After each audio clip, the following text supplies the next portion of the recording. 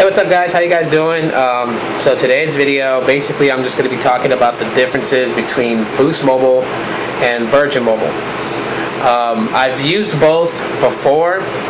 I've used Virgin Mobile way back in the day when they used to have like the unlimited nights and weekends, and they had unlimited mobile to mobile. And I think like back then I was using the Slice, if you guys remember that device. And then during the days that I was using Boost Mobile was when I used it was like what the i577 or 557 or something like that, the really small one that's like brown and silver, and the clutch, the original clutch, which was like their first QWERTY keyboard device. That's when Boost Mobile used a lot of iDEN phones. It was more of Nextel's prepaid. And so recently using Virgin Mobile service with smartphones. Jeez. Notifications. Anyways, using those, using smartphones with Virgin Mobile, and now coming to Boost Mobile and using a smartphone with Boost Mobile, there are differences, and I wanted to share my opinions on those differences. And one of the major factors is internet speeds or data speeds, whatever you guys want to call it. The speeds are different, and I find this mind-boggling because Virgin and Boost are both Sprint's prepaid. Virgin Mobile was acquired by Sprint. Boost Mobile has always been like the iDEN, so it was more towards Nextel until they started using Boost CDMA, and from it being used in LA, they started shifting it all around. But I do know LA was a major market for Boost CDMA before it started to venture out. I think Miami also had Boost CDMA, I'm not sure. You guys leave that in the comment section. But anyway, so I have two devices here that my Desire 601 with Virgin Mobile and my Kyocera Hydro Icon with Boost Mobile.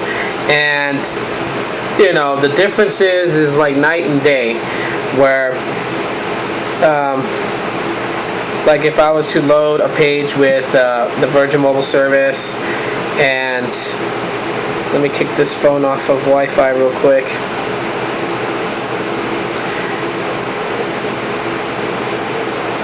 And you know, it's just so totally weird. Just, you know, how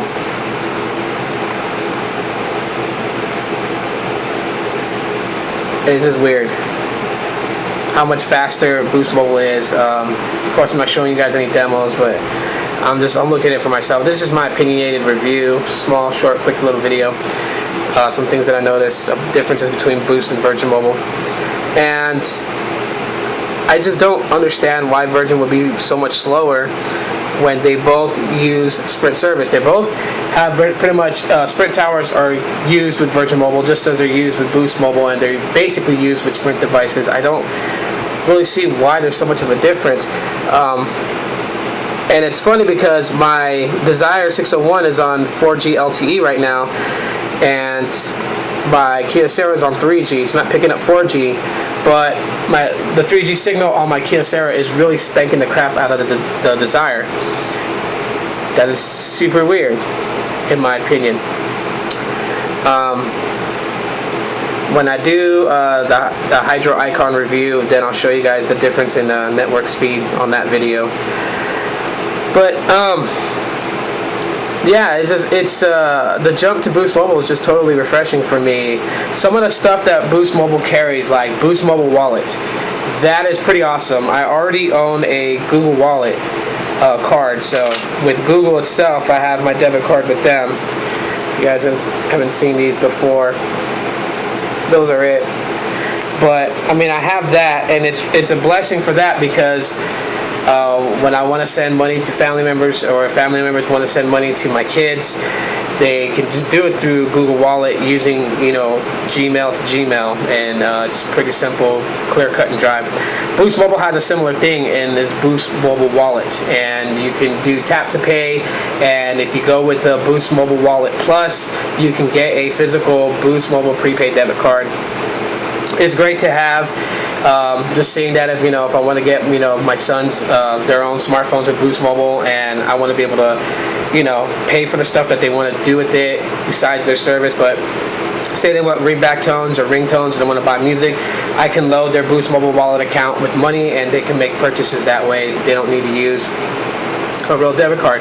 And this is something that Virgin Mobile should do with its users. They should create a Virgin Mobile wallet. They should have this type of service for their customers. I mean, this is like going above and beyond for your customers, and that's one of the things I like about it.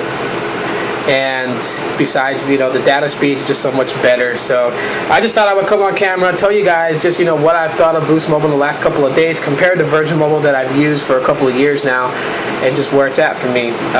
It's a total blessing. The Kyocera Hydro icon, very good phone. I enjoy it, and I just have this thing of just dunking it in water, and it's been fun. Realistically, I do miss my Desire 601. It still works though. I got I think 18 or so odd days with it left, 17 days left until this plan is up for the renewal, and I'm not going to renew it. I'm just going to run the phone on Wi-Fi, and maybe, I don't know, I might try to put it on Boost Mobile, because one thing I did, one thing I was told was that now, back in the day when they were talking about Virgin Mobile and Boost Mobile merging together, and then they started stating they're not going to merge together, but if you're on Virgin Mobile and you want to use Boost Mobile, you should be able to take your device, so bring your own device to Boost Mobile and it should work, and I don't see why not. So maybe I might put the Desire on Boost Mobile and see how well it does there. If I ever do it, I will do a video about it, but right now I'm really enjoying the Kyocera. And so yeah, on a side note, typically nothing to do with the two services. It's kind of funny though, but a lot of T-Mobile customers can relax. Sprint has backed out on the deal to purchase T-Mobile, and also I believe that they are replacing Dan Hess, who was the CEO of Sprint, with somebody else, but I'll talk about that in another video.